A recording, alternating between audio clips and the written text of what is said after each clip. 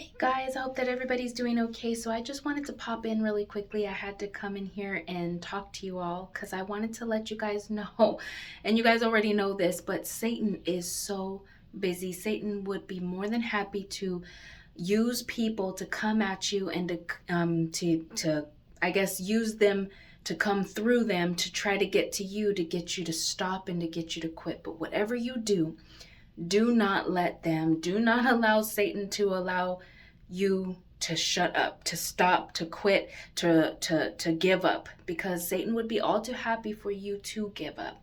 So my message to you tonight is, if they're biting, speak even louder. If they are telling you to quit, go even harder. If they're telling you you're nothing, make them know you're something. You know what I mean? So don't let anyone tell you or anyone let you know that you are less than. All my life, especially in I'm thinking about in grade school, and even now, I've not been the one that has been the prettiest or the smartest person, out there. If you look at my family members, a lot of them are just gorgeous. They're beautiful, especially the women. They're very beautiful and they're very gorgeous, and they're light skinned, and the epitome of beauty. And I've always been the oddball one out, that everyone says, oh, she's skinny, she's tall, she's not light skinned like they are, she's this and that, whatever. She doesn't have that pretty hair, and the list goes on and on and on. But I'm refused to let them tell me what I'm not. Every day I look in that mirror and I say, Zipporah, you are special, you are beautiful, and you are a wonderfully created child of God. I have to tell myself that every day, because I am one of those ones that it has been so hard on myself. I have been one of those ones that put myself down. I feel bad when I might have said the wrong things, or I feel bad when I feel like I hurt somebody, not intentionally, of course, but that's just who I am by nature. I don't like it when people are disappointed in me, or when people don't like me, but I realize that I am not going to please everyone. I'm not everyone's cup of tea. And you know what? Speaking my truth and speaking the truth and speaking the experiences that have happened to me will help someone else out. As much as I don't want to get on here and be uncomfortable sharing my life, sharing the things that have happened to me, sharing my the stories and the testimonies and the things that I have been through, because guess what? At 36 years old, Zipporah is starting over again. She's starting over yet again. This is like the third or fourth time in my life that I've had to do that.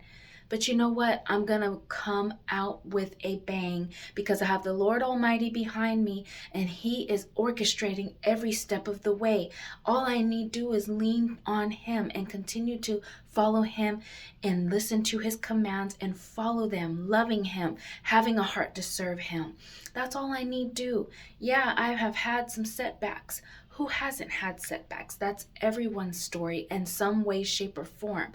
But the true nature of yourself, and what will tell you, is what I'm going to say, is how you come out of it, how you come through the storm, how you deal with the storm. Not that you let the storm knock you down, not that you let the storm take you out, not that you let the storm pull you back, but that you came out of it victorious and notorious, and that whatever you went through is going to work out to be in your favor and in your good.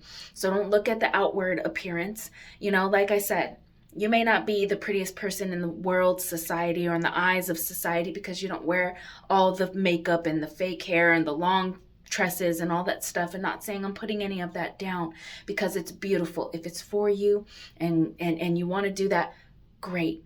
But don't let anybody put you down if you're not the one that's in the club partying every weekend, drinking, smoking. I do none of those things. None of those things. But I'm still wonderfully and beautifully created before God. He created me for a purpose that I know that in Him and through Him I'm going to fulfill. And in the same way, you've got to uplift yourself. How can you love other people properly? How can you lead other people properly if you're not loving and leading yourself properly in the Lord? You've got to love yourself. You've got to pour into yourself. You've got to see that you're something first before you can be something, before you can change the world, before you can be something before the world. You've got to be something before yourself. You've got to love yourself, pour into yourself, self-care yourself. Be kind to yourself, Of course, put the Lord above your life, and all of that follows anyway, because the Lord definitely allows you to see how he sees you in his eyes. He doesn't look at all the outward appearances. He looks at your heart. Don't let people make you give up or put you down in any way. As a matter of fact, Satan is using so many people. As a matter of fact, Satan is using so many people that are watching you and trying to pinpoint your downfall. They're waiting for your downfall. They're just waiting for it, because they're just that evil and that wicked. But you got to pray for them too, because you want that spirit to leave them as well, and you want them to have their purpose before God and be living a life in joy, peace, and happiness before God, and purpose before God, loving themselves. Because if they're hating you, how could they love themselves? They hate themselves too. Anybody who hates you does not love themselves. So you've got to pray for them to find their self-love, their self-worth, their love in Jesus, their self-worth in Jesus, because that's where it starts. In Jesus, you will find yourself. That is why the Bible says you need to lose yourself in order to find your life, in order to find yourself. You have to come to the end of yourself and to the end of the world and the things that Satan wants for you to do and what he's trying to get other people to do to you. You've got to let it all go. And you've got to go after what God has for you, no matter what. So don't follow the way of the world. The way of the world will make you feel like you are so worthless. But God sees you as so worthy, He sees you as his treasured possession. And that's the way that you've got to see yourself. Not saying you need to walk around and say I'm the best thing in the world, but you definitely don't need to put yourself down like I have done my whole life. No longer are those days am I putting myself down. I'm embracing my natural hair. I'm embracing my natural beauty.